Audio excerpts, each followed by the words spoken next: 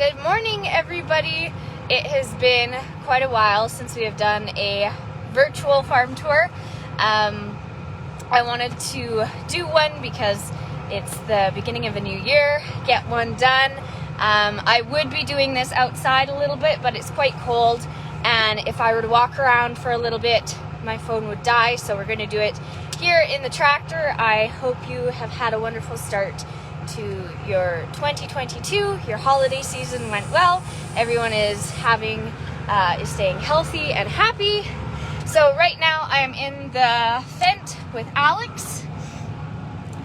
So he's feeding the animals, and Nicholas is in the New Holland. So he is spreading straw and giving straw to all of the other animals. So the animals are preoccupied while they are getting their food, so they're all standing over by the fence or eating, and so Nicholas can easily pull the tractor in, give them their straw without them being in the way or worrying about them sneaking out. So it has been in the minus 20s. We'll switch this around. I haven't done this in a long time. It's been in the minus 25, minus 40s for 3 weeks, I think it's coming on. We actually saw some sundogs in the sky today. They're kind of like rainbows, so it's that refraction of light with the sun. So they're just, they kind of look like hot dogs in a way, and I don't know if that's where the name comes from, but they're vertical lights in the sky, and so it said that means there's a change in the weather coming, and if the forecasts are to be believed, it is going to be a lot warmer, apparently +6. I don't know if it'll quite get up to that, but it'll be much warmer than it is right now. So currently there's been a lot that has happened since our last virtual farm tour, and I won't cover all of that because we'd be here for quite a while, but all of the animals are home between December and middle of February. Things are pretty static on the farm. Things are quite consistent in terms of what we have to do every day, other than, say, maybe defrosting the water bowls or moving bales to give the animals more windbreaks. There's nothing that comes up that we have to do that's different day by day. In the summer, we can go from moving animals to seeding and I'm kind of going out of order, but things change very rapidly, but in the winter it's quite consistent. So that's why there's not a lot happening on the farm right now. It doesn't look super exciting, but the cold weather keeps us active and busy doing things. So we'll swap this around.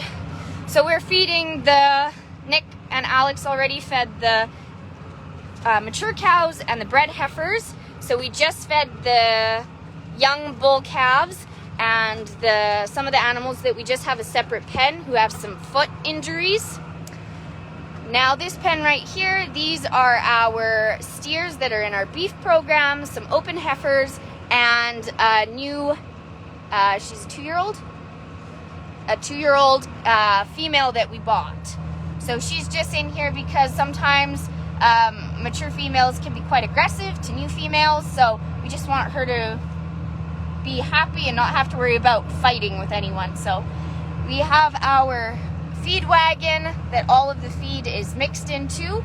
We use our tub grinder to grind up the hay bales and the straw bales, so then we just have to put those mixes into the feed wagon, and it just kind of gives it all a quick mix, and then we can feed it out to the animals. So there's straw, hay, and silage in here, and each group of animals gets a specific poundage. So they get a certain amount for each group, whether that's the bred heifers or the young heifers.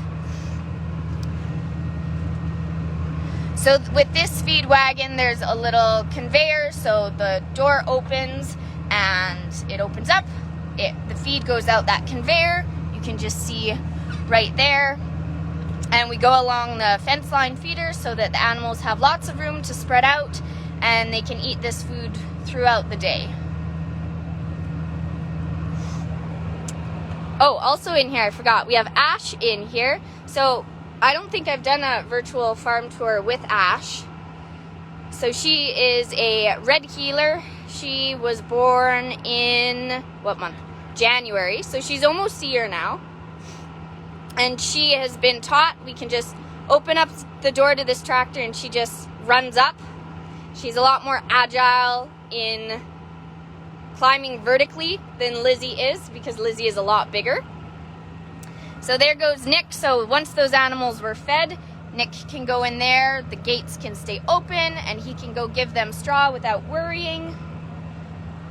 These are all the young heifers. So they were born almost a year ago, not quite. So beginning end of February to about end of March, beginning of April.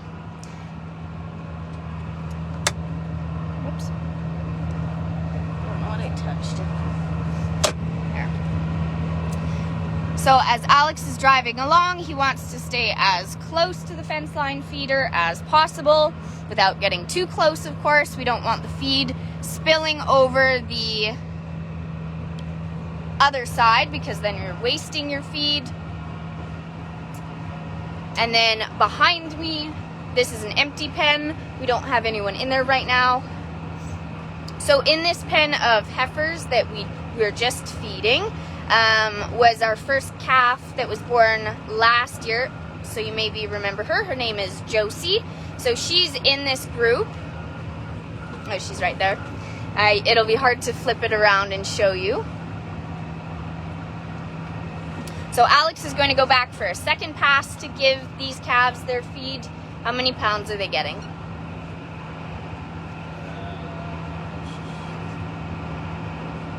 1,600 pounds, 1,700 pounds. So these calves, they get about 1,600 to 1,700 pounds of their hay silage. 32 pounds each. So about 35 pounds each. And so that amount will decrease in warmer weather. So this is kind of the top end of how much feed they're going to be getting, because for animals, part of their ability to cope with the weather is by turning food into heat. So they also just need it to not be hungry, but they also use it to keep their internal furnaces running. So with they have 4 stomachs because they are ruminants as well as the sheep. They take that feed and within their stomach they process it, and it creates a lot of heat from the inside, so that helps to warm them up. Horses also have the same process, just slightly different because they only have the single stomach. Also with cattle in this really cold, well, cattle, horses, sheep, in these really cold temperatures, their fat, their skin, and their hair are all used like insulation, or they are insulation for the animals. So that helps to keep them really nice and warm, and that's why they can withstand these temperatures a lot better than we can. Of course, any temperature that goes below -8 is their that critical temperature. So anything below that, they really have to push their bodies to keep them warm, produce that extra heat. So we at it's been -41 on some nights, so that's really far below their that critical temperature that allows them to not have to use excessive amounts of energy.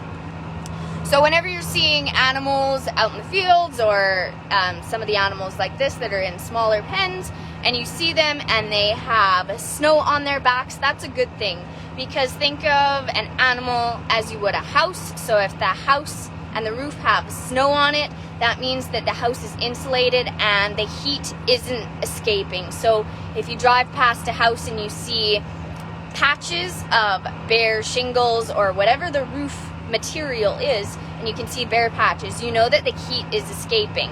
So if you see animals on a colder day, or a day where it is snowing and they have melty patches, or they're not completely covered in snow, then you know that there's something wrong. They aren't keeping themselves warm enough and they're losing all that heat. So snow on the backs of those animals is a good thing.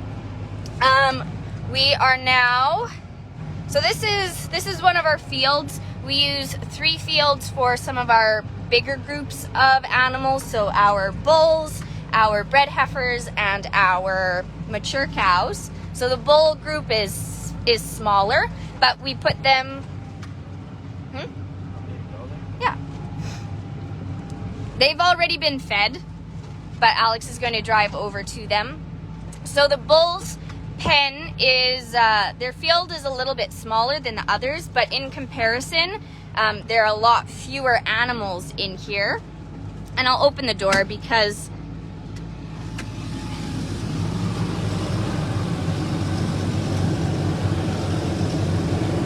here, if you stop. So these are a good example. So these are almost all of our mature bulls minus 2. 2 of them just have some injuries, so we separate them so they don't have to walk as far, and so they're away from all of the other bulls, because all male animals like to fight to show their dominance, so it helps to prevent any further injuries. These are their feed bunks. We use these for the bred heifers and the mature cows because they don't have fence line feeders, so it keeps their food all nicely contained, so they're not walking in it, they're not pooping in it, they're not sleeping in it. It keeps it nice and clean for them.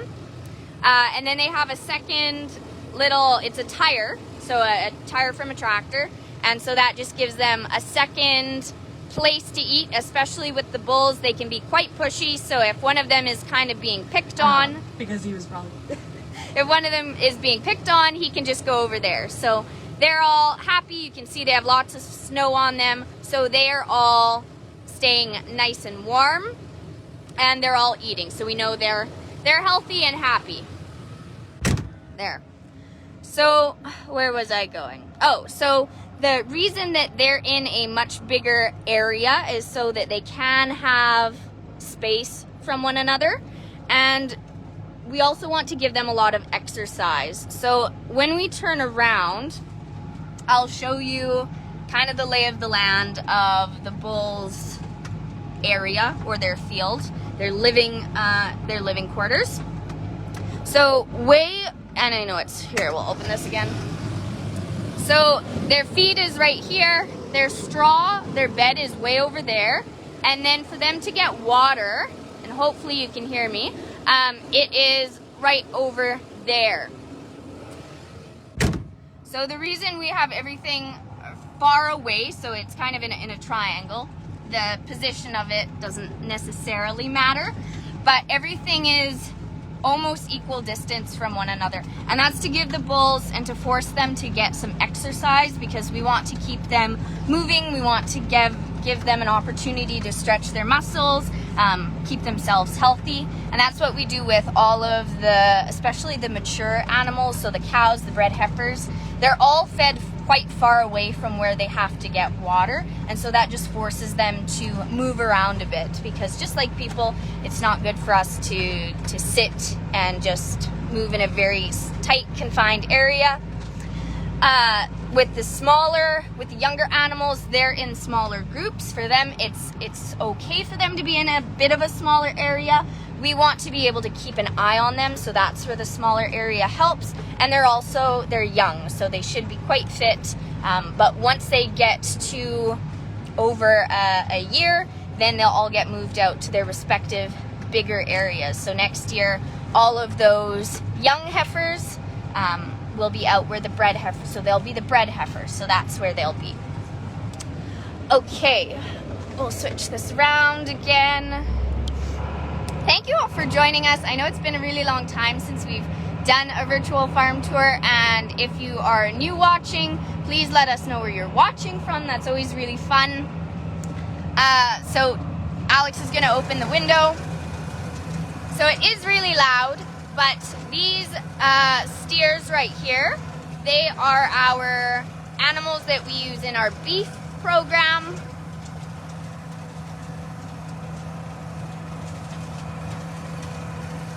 And Alex backs up so he can make sure that they get enough, because they have a very short fence line.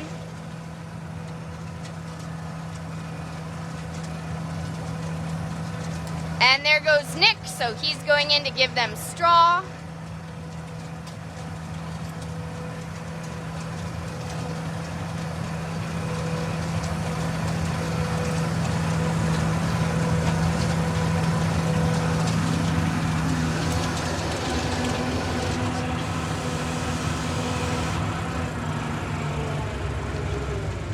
Now you can shut the, you can shut the door. All right, so we are done feeding. Those are all of the animals that we have to feed. So Nick is giving them some straw. So we'll stop here and watch. The PTO is also off in the tractor, so that's the power takeoff. That's what engages everything to move. And so Nick is giving them straw. Just looks like a giant cloud of straw, which it is. So he's in the New Holland tractor. He's using the bale processor. So the bale processor, in a way, is similar to kind of a food processor. So it blitzes everything up that goes into its barrel. And then these vertical pieces of wood, that's the windbreak. So that helps to break the wind for the animals. So when it is really windy, so if it's really cold out and it's windy, at least it will be slightly less windy for them, so we can move on. So this is what the inside of the Fendt looks like. Ash, hi Ash. So just like any vehicle, regular truck, car, this is your kind of your dashboard, but there are a lot more buttons and gauges. And then there are various levers and buttons over here that control different things, whether it's the PTO or moving different hydraulic elements on the implement. So this is the tractor itself. And then anything that is attached to a tractor, whether it is the, lost my signal for a second, implement. And so this is one of the implements. And so we have the tub grinder, which I'll show you in a second. And I will quickly walk over to show you our newborn calf. Well, she's not that newborn, but she's still pretty little. I'll go walk over and show you that because it's quite exciting. Are you done? Oh, I will. So this is another implement. So there are two machines here. So we have the truck and then we have the tub grinder. So the bale goes into the top like that. And then this is also kind of like a food processor. It's the best way to describe it. It chops up all the feed and then it goes up that conveyor and it goes into, where is it? The piles are hard to see. The piles are pretty small. So usually on the weekends, Nick and Alex will spend all afternoon grinding up hay bales and straw bales. Each will go into a separate pile. And then that is what we use, that's what we put into this feed wagon for the animals. So I'm gonna hop out and then I'll go over and show you the calf. Thank you, Alex. All right, we're gonna make this fast because it is cold, and while my fingers can take the cold, my phone necessarily can't. We'll get a little bit closer to what the feed looks like. So the feed that we just gave to some of the animals. So this right here, we have two of our mature bulls. We have a steer and we have a heifer. These animals just have some minor injuries, so they're in a pen off to themselves so they can recover and recuperate. This is what the feed looks like. So it all kind of looks the same. But in this we have our silage, we have our hay, and we have our straw. So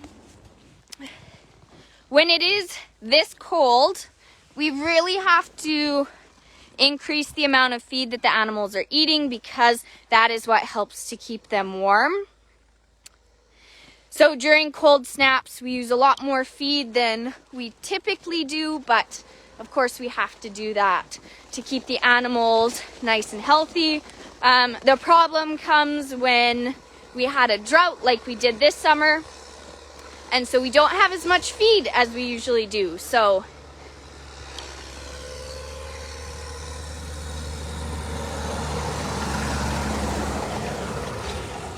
that is the bale processor. And so as we were feeding all the animals, Nick was giving them straw. And so now we're headed into our barn.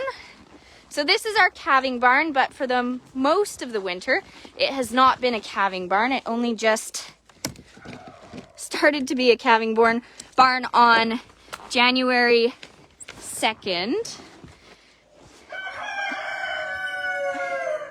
All right, and it's going to be a little steamy in here for a second.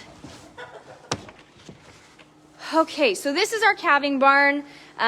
Typically we calve starting end of February, beginning of March. Last year we started February 23rd, and that was a bit early because we bought some new cows, and so they were already bred, and they started to have their babies a little bit earlier.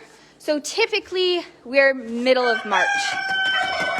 But this year we have a few more purebred animals, and so Nick and Alex are wanting to show those calves and to sell those calves. So typically purebred producers, so your animal is a single breed. So for us, we have purebred Angus and Simmental, mostly Angus. The rest of our herds are crossbred, so they're commercial, so they're a mix of different breeds. But we got our females AI'd, so artificial insemination to 2 different bulls. So you get the semen straws, you do the artificial insemination, and so we had some early babies. So I'll quickly get to that because she's the really cute one. So this is our winter New Year baby. So she was born on January 2nd. So she is a purebred Black Angus. This over here is her mother. So her mother's name is Erica, and so this calf's name is Erica. It's just the way that we do the naming convention. There's no right or wrong way. So she is our first baby born. We actually have 9 other cows that are on this same early purebred cycle. And one of them has already had her calf as well. But they're actually not on our farm. So we don't typically do calving at this time of year. So we took those 9 other females over to our friend and neighbor. And he's actually calving them out for us, because he is a primarily purebred producer. So this is his normal every year thing. So she was a bit early. She didn't wait to be born over at his place. So that's why they are here. Kind of the trickier thing was because our calving barn is filled with turkeys and roosters. So after we hatched out all of those turkeys last spring and summer, and also all of the chickens, we needed a place to put them. And so this was a good spot. But then we had to make some room for the cow and the calf. So we just have some panels here to keep them separate. So the cow primarily doesn't eat their food. But usually the chickens and the turkeys, they'll go in with the cow and the calf. And the cattle are completely fine with the poultry. So at the beginning, as most mother cows are, they're quite protective of their babies. They don't want anything going near them.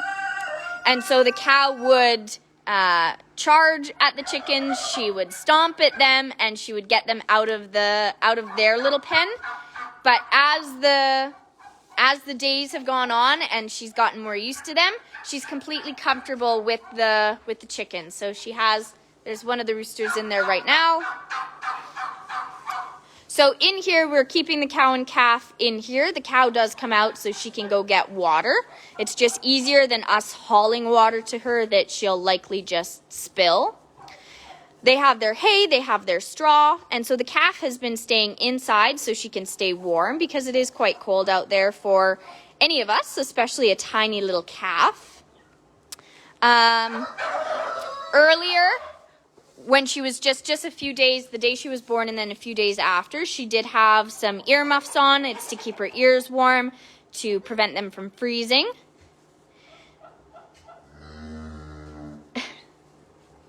So the calf is quite entertained by all of the poultry in here. So they have their hay. The calf is also kind of nibbling at the hay. It's mostly just investigative. She's not going to get a lot of nutrients out of that because she's just going to have so little.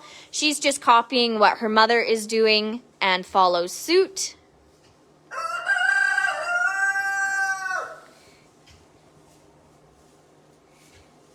So once all of the other cows have their calves, we'll bring them home and then we'll have all of the cows and calves together.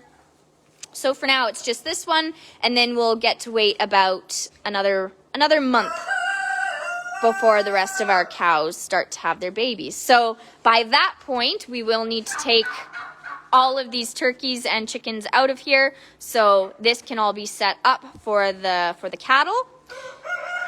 So it'll be sort of similar to this setup, not quite this big because these two are in here 24/7. Typically when we have the other cows in here, they're only in here for a day, and then they go outside as long as it's warm enough. If it's still a bit chilly, the calves stay inside and the cows go out. But so these pens get set up so this doorway can be completely open. There are pens starting here and here, and then we have three pens across. Our maternity pen over there if we need help to pull a calf. So we put the cow in there. So all of the birds will be gone, but we'll do a quick tour through here. So in this barn, it's insulated. It's not heated, but we do have the provisions to add heat in here because on those really cold nights, it does get cool in here. It doesn't get minus 35, but it gets a little chilly. And so especially with the calf, we wanted to keep it nice and warm. So we have a space heater in here that we can just plug in. We turn it on for about 30 minutes, let the whole building warm up, and then turn it off. And then we do have another heater in here. It's actually for a calf warmer. So it's been going just to keep the building warm enough because we don't need it minus 20 in here. Even minus 10 is great. That's a good temperature for everybody. We also have a fire extinguisher in here just in case between. That heater shouldn't have a problem with starting a fire, but it potentially could. But definitely having the space heater in here, we want to make sure that we have a way to prevent any fires. So this is what I mentioned that the calf had some ear warmers on. So this is what the ear warmer looks like. It's kind of a different style. So right where my finger is, that's where the calf's nose goes through. You have your eye holes right there. And so this goes on kind of like a balaclava. So the calf kind of looks like a bank robber. So it presses this style of ear warmers, presses the calf's ears to her neck. So she gets all the body heat from her neck. So it's not like the other type where their ears are actually defined. So this one we find works well, especially when it's really cold, and then it comes in different sizes. So it is quite loud in here, but it is warmer in here than a lot of other places. But I have to go jump and do... Facebook has added so many different features, and then I hit things with my clumsy fingers. I have to go and do chores because I jumped in with Alex while he was going to feed the animals because that was the last trip, so I didn't want to miss that. the calf is bouncing around. Thank you all so much for joining us for the tour. She's racing around. Thank you so much for joining us for the tour. It was wonderful to be able to do another one for you. If you have any questions, please go ahead and add them to the comments, because I will add them. I will add them below. I'll answer them post virtual farm tour, so don't worry about that. And also, if you know of any kids who are at home, even though they should be getting back to class this next week, share this with them, because I'm sure they'd love to see what's happening on the farm. And hopefully we can do this a bit more regularly again, because especially now we're getting into calving season again, and that's always really exciting and fun to share. So have a wonderful Saturday, everyone, and stay warm. Bye.